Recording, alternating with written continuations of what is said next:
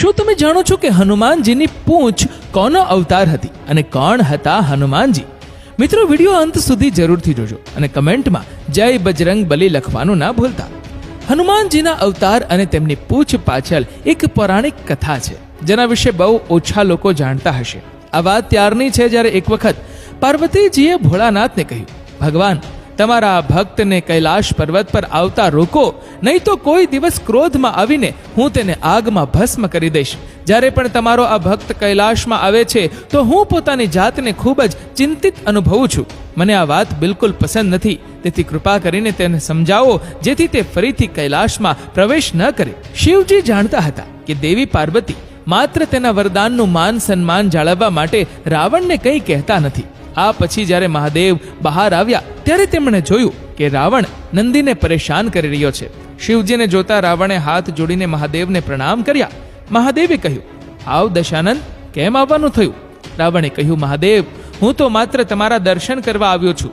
જેથી મહાદેવે રાવણને સમજાવીને કહ્યું, જો રાવણ, માતા પાર્વતીને તારું અહીં આવવું બિલકુલ પસંદ નથી, તેથી તું અહીં આવતો નહીં. ત્યારે રાવણે કહ્યું, મહાદેવ, આ તમે શું કહો છો?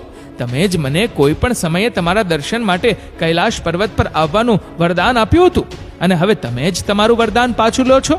આ સાંભળીને મહાદેવે રાવણને કહ્યું, દશાનંદ, પાર્વતી તારી પ્રવૃત્તિઓથી પરેશાન રહે છે અને જો કોઈ દિવસ દેવી પાર્વતી ગુસ્સે થઈને તને શ્રાપ આપી દેશે તો હું કંઈ કરી શકીશ નહીં. તેથી તું અહીં ન આવ, તારા માટે એ જ સારું છે. આ સાંભળીને રાવણે મહાદેવને કહ્યું, હે મહાદેવ, તો તમારું વરદાન મિથ્યા સાબિત થશે. આના જવાબમાં મહાદેવે કહ્યું, હું તને આજે બીજું વરદાન આપું છું. જ્યારે પણ તું મને યાદ કરીશ હું તારી પાસે આવી જઈશ, પરંતુ હવેથી તું કોઈ પણ સંજોગોમાં કૈલાશ પર્વત પર આવીશ નહીં. પાર્વતી તારાથી નારાજ છે. આ સાંભળીને રાવણ ત્યાંથી ચાલ્યો ગયો.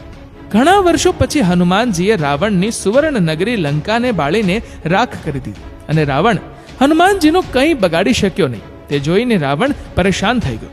આખરે હનુમાન પાસે આટલી શક્તિ ક્યાંથી આવી? પછી તે લંકા સ્થિત શિવ મંદિરમાં ગયો અને ત્યાં ભગવાન શિવને પ્રશ્નો પૂછવા શિવની આરાધના કરવા લાગ્યો. રાવણની આરાધનાથી મહાદેવ પ્રગટ થયા. ત્યારે રાવણે મહાદેવને પૂછ્યું, હે મહાદેવ, આપ તો અંતર્યામી છો, તમે બધું જ જાણો છો. હે પ્રભુ, એકમાત્ર વાનરે મારી લંકા બાળીને રાખ કરી દીધી. મારે જાણવું છે કે તુચ્છ વાનર કે જેનું નામ હનુમાન છે તે આખરે કોણ છે? હે મહાદેવ, એ વાનર કરતા એની પૂંછ શક્તિશાળી છે. તેણે ખૂબ જ સરળતાથી મારી લંકા બાળી નાખી. આખરે આ હનુમાન છે કોણ? શિવજીએ હસતા હસતા રાવણને કહ્યું, રાવણ, આ હનુમાન બીજું કોઈ નહીં પણ મારો રુદ્ર અવતાર છે. જ્યારે ભગવાન